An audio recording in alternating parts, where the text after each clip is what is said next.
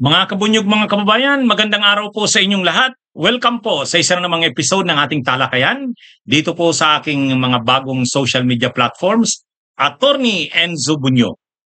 Napapanood rin po tayo sa isa ko pang social media platform sa Facebook, sa Meta, ang Informador, Meta or Facebook page. Kaya kung hindi pa po kayo naka-subscribe sa aking Attorney Enzo Bunyog YouTube channel o kung hindi pa kayo naka-follow sa aking Informador Facebook or Meta page, paki-follow na po sa Facebook page ko at paki-subscribe na po sa aking YouTube channel.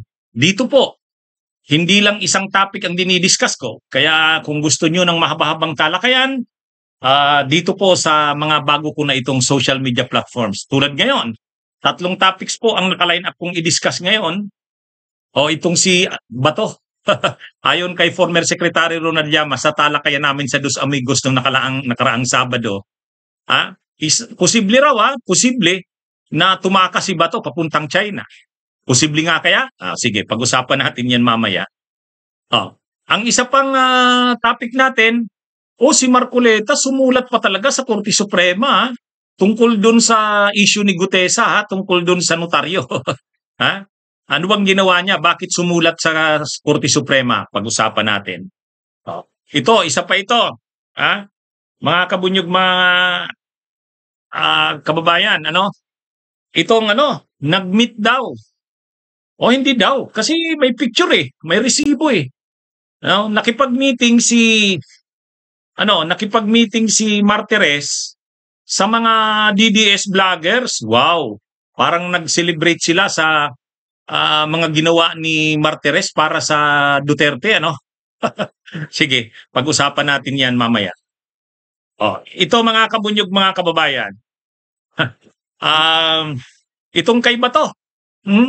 Nung talakayan namin ni former Secretary Ronald Llamas sa Dos Amigos nung Sabado, pinag-usapan namin yung mga options ni Bato, yung mga possible options o gawin ni Bato. Syempre, ang posibleng gawin ni Bato, pwede siyang mag-surrender na. Kasi alam niya namang wala nang patutunguhan kung magtatago naman siya. Pwede siyang mag-surrender na. Pwede yon, voluntary surrender. Or pwede ring magtago siya sa loob ng Senado. Gamitin niyang sanctuary ang Senado. Total, sinabi naman nila Senate President Soto at sila Ping Lacson na kukup-kupin rin naman siyempre nila si Bato kung magtatago doon sa Senado.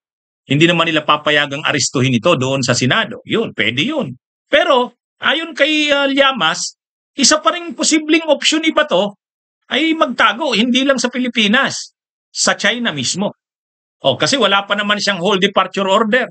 Hindi pa siya pwedeng i-hold kasi wala pa namang order ang korte na issuehan ng hold departure order para yung Bureau of Immigrations hindi na siya payagang makalabas. Actually, pwede pa siyang lumabas ng pasikreto. Kaya sa ngayon, isang opsyon niya, sabi nga ni Llamas, posible daw sa China. Kasi sa China, at least doon, makakagalaw siya doon. Hindi tulad dito sa Pilipinas, kung magtatago siya dito, mahirap siyang magtago dito, kilalang kilala siya. Litaw na litaw ang ulo niya. Kaya sabi ni Llamas, hindi naman imposible yan. Pumunta yan ng China. Kasi alam naman natin si Bato at ang mga Duterte talagang tuta yan ng China. Yun, pwedeng gamitin na natin yun, tuta ng China. At ang China rin naman, kukup-kupin nila yan kasi napaka-loyal na na tao nila yan si Bato. At habang nandyan pa ang arrest warrant ni Bato, magtatago muna siya sa China. Posible rin talaga siyang kupkupin ng China. Isa yan sa posibleng gawin. Sabi ni Secretary Ronald Llamas. Anyway, ang mukhang hindi magpapahuli si Bato Kasi hindi sanay si Bato na makulong. Ayaw niya talagang makulong sa tingin ko. Yung sinasabi niya noon na sabi niya, make my day, go ahead. Go ahead. At saka sabi niya, handa daw siyang harapin yung warrant of arrest ng ICC. Kung kailangan daw, sasamahan niya si Duterte doon sa ICC. Ay, medyo ano yan.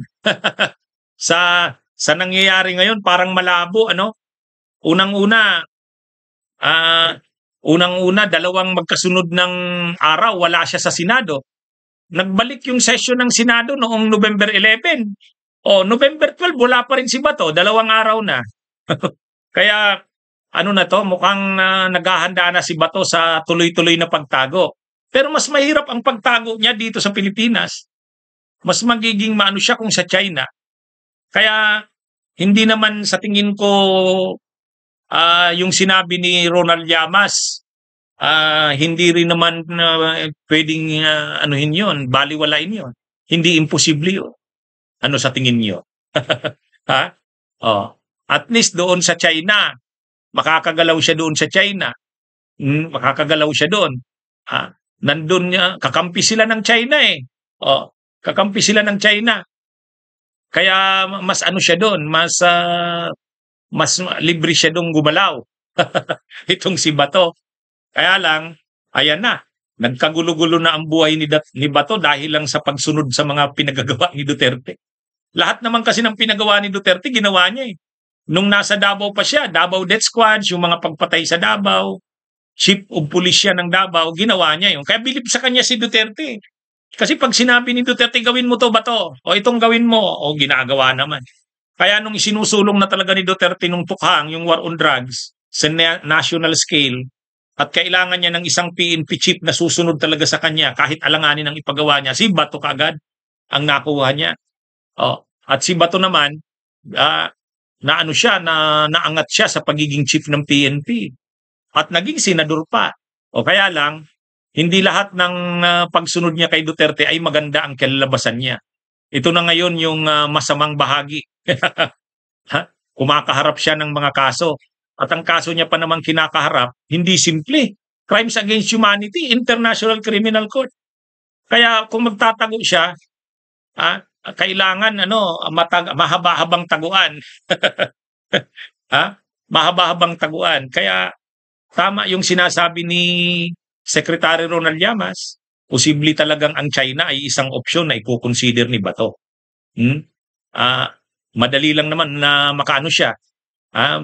May ano rin, may direct flight yata ang Davao sa China. At saka pwede naman siyang pasikritong makapunta ng China, tutulungan din siya ng China. Lalo pa ngayon na mainit ang ang China sa Pilipinas at gusto rin siyempreng kupkupin ng China yung mga tuta niya dito. Kaya gagawin din ng China na ipakita yung suporta sa mga matapat niyang tagasunod dito. At ang pinakamatapat niyang tagasunod ay ang mga Duterte at ang mga tao nito.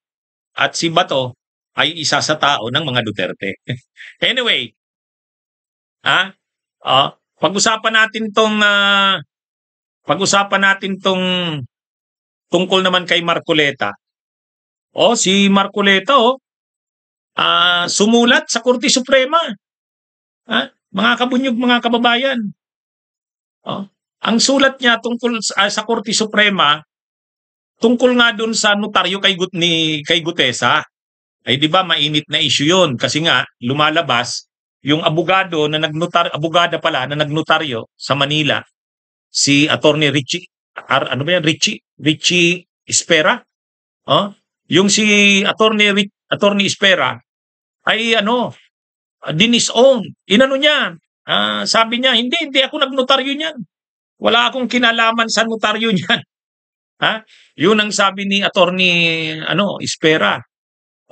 Kaya ngayon naging controversial 'yan.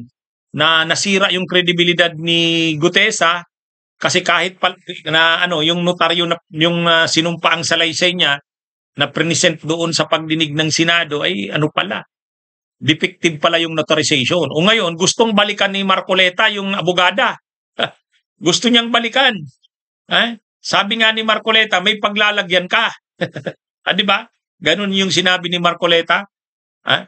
Attorney, kapag napatunayan ko na yung perma mo doon sa kay Gutesa ay pareho lang ng iba mong ninotaryo, may paglalagyan ka. Di ba? Yun yung mayabang na Yun yung mayabang na pagbabanta Parang pagbabanta ni ano ni o pagbabala ni Marcoleta. Hmm? Talagang ang sabi niya, ikukumpara niya talaga yung perma ba doon na ay doon sa hawak na notaryo ni Gutesa, yung sinumpaang salaysay? Ganon din ba yung mga perma doon sa ibang ninotaryo ni Attorney Espera? Kung pareho, sabi ni ni Marcoleta, attorney, may kalalagyan ka. Ang gusto kasing patunayan ni Marcoleta na yung perma na yon doon, hindi peke yon. Kung hindi man yun perma ni Attorney Espera, mayroon siyang staff na pinapayagan niyang magperma para sa kanya. Yun yung contention ni Marcoleta. Ngayon, sabi ni Marcoleta, mainit din ang dugo ni Marcoleta doon sa judge. Kasi hindi siya binibigyan ng kopya ng mga ninotaryo ni Gutesa, ni Attorney Espera. Gusto niya sanang ikumpara. Hindi niya napapasunod yung hindi niya nasisindak yung judge eh. Hindi niya nasisindak yung judge. Kaya ang ginawa ni Marcoleta, sumulat na sa Korte Suprema. Sa Korte Suprema mismo. Humihingi siya doon ng kopya ng mga ninotaryo ni Gutesa. Ni Gutesa, ninotaryo ni Espera, ng abogada. Humihingi siya sa Korte Suprema. Kaya talagang parang hindi talaga titigil si Marcoleta, no? Kinakarir talaga tong issue ng ng notaryo. Gusto niya daw talagang panagutin. Kung pwede daw, kahit daw yung judge. Kahit daw yung judge. Pag nakita niya na yung judge, pag napatunayan niya daw na yung judge ay may tinatago rin at nagiging kasangkapan, ay din daw yun. Hindi niya raw yun palalampasin. Abangan natin. Pero yun na nga, talagang hanggang Korte Suprema, inabala ni Marcoleta. Inamin ni Marcoleta na sumulat siya. At ang sabi niya, pinagbigyan naman daw siya ng Korte Suprema. Binigyan daw siya ng kopya ng mga ninotaryo ni Espera. Kaya lang humihingi pa rin daw siya ng kopya doon sa judge. Kaya lang hindi daw siya pinagbibigyan eh. Ang gusto daw nung judge, sila yung pipili kung anong ibibigay na kopya kay Marcoleta. Hindi raw si Marcoleta ang magdidikta kung ano yung ibibigay na kopya. Sila yung judge daw ang gustong ang gusto daw ng judge, sila yung pipili, no, kung sino. Kaya lang ay kung alin na dokumento. Kaya lang yun na nga. Ang problema dito, awan ko, ang sabi ni Amy Marcos, magre-recant na daw. Ibig sabihin, babawi na daw si Gutesa ng mga sinabi niya.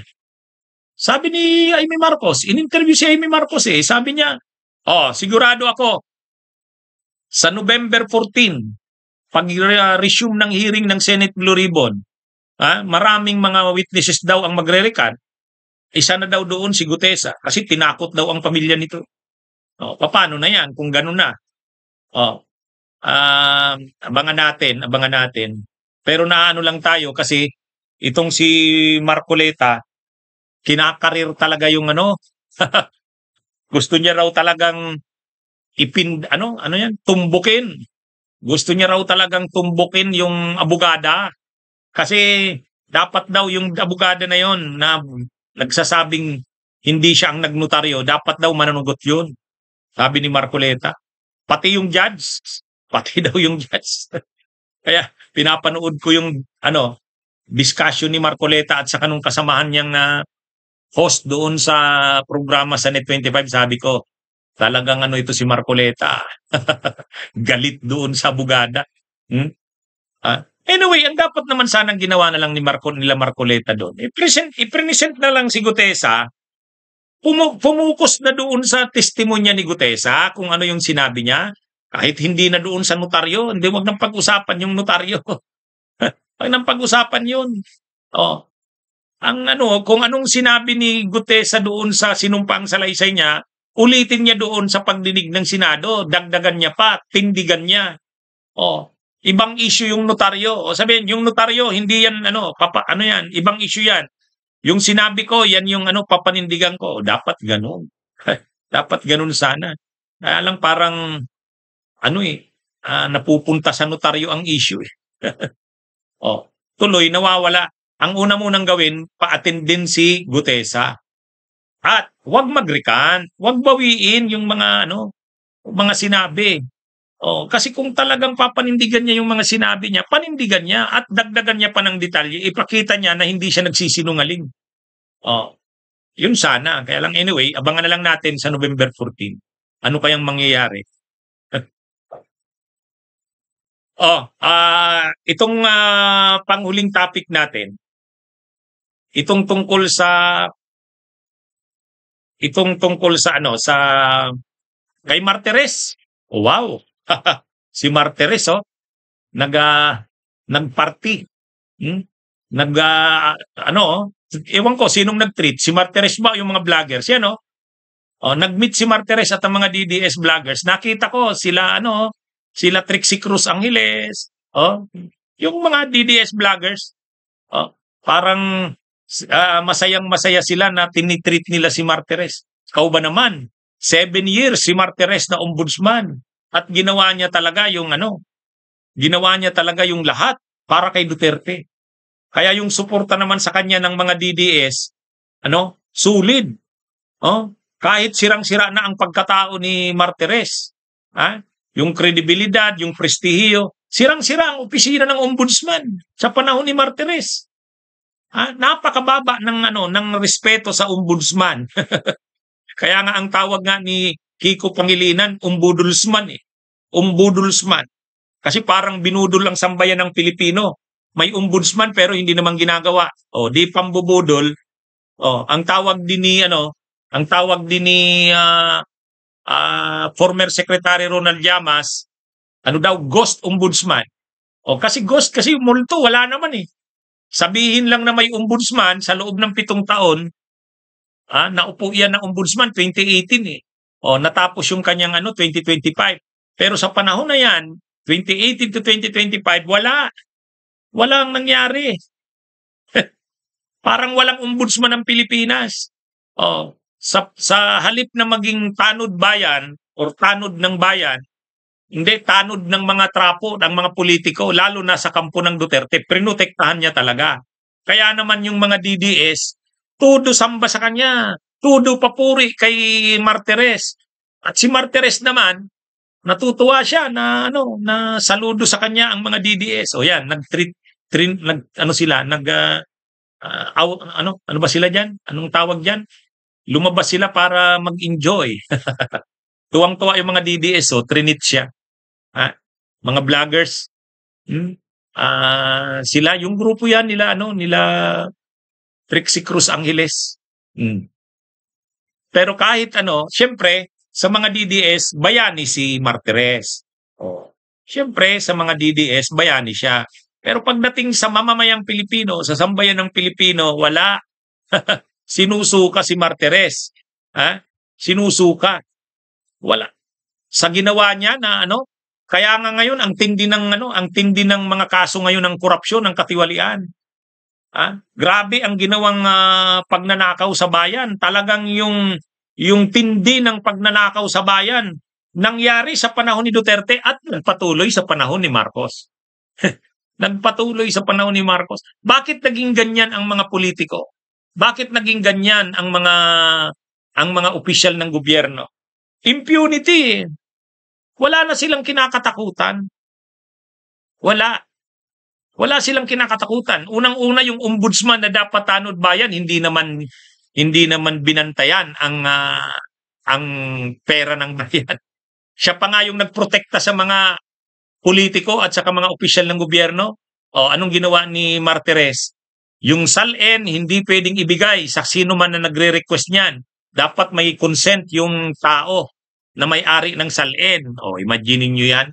Pangalawa, sino mang nagbabanggit ng tungkol sa mga SALN na yan, kinukomentaryuhan, pwedeng kasuhan. Pangatlo, yung lifestyle check, wala na yan. Wala na yan. Lifestyle check na yan. Hindi na dapat yan kasi hindi naman daw yan importante. At yung mga Duterte, sa napakaraming anomalya ng mga Duterte, hindi nakasuhan si Duterte, hindi nakasuhan sila Bongo. Ang mga nakasuhan, yung mga maliliit lang na mga maliliit na isda, tulad sa Farmally. Ang nakasuhan, yung mga Yung Indian ba yun? Ano yun? Ah? Pero si Michael Yang, si Digong, si Bongo, wala. Sila, Lloyd Christopher Lau, oo. Oh. Yan yung mga nangyari sa panahon ni Martires. Kaya, yung ano na yan, dahil si Martires ay inaatake ngayon sa social media, si Martires ay sinusuka ngayon ng taong bayan, lalo na sa ginawa niya dun kay Villanueva, mangiyak, maano-ano na nga si Martires sabi niya, bakit daw siya pinagkakaisahan? Ano daw bang mali sa ginawa niya? O ngayon, para palakasin ang loob ni Martires, trinit siya ng mga DDS. Parang sa kanila, bayani ka Martires. Huwag kang mag-alala. Kahit sirang-sira ka sa sambayanan, sa mamamayang Pilipino, sa amin ng mga DDS, bayani ka Martires. Tuwang-tuwa naman si Martires. Kita nyo, di ba ang saya-saya niya? Ha? Kaya, ano yan? Kung ikukumpara mo si Martires kay Conchita Carpio Morales, yung pinalitan niya. Kung ikukumpara mo si Martires ngayon dito kay Remulla, wala. Siya na yung pinakasinusukang ombudsman sa kasaysayan ng ating bayan.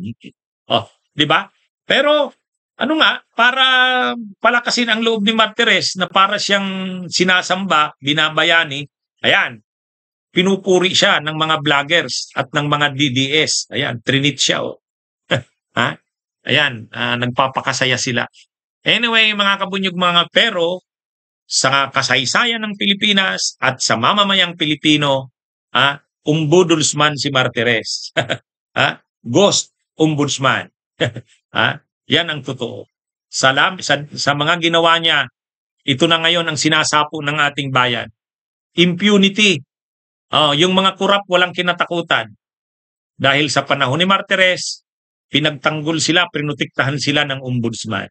Kaya malaki ang pananagutan ng Martires kung ano tayo ngayon, kung ano ganito katindi, impunity ng mga politiko sa korupsyon. Yan. Kaya ang daming ngayong tinutuwid. Ang daming tinutuwid sa ilalim ng bagong ombudsman na si Boying Remulla. Okay, mga kabunyog, mga kababayan, magandang araw po sa inyong lahat. Ito po ang ating Attorney Enzo Bunyo at Informador. Magandang araw sa inyo.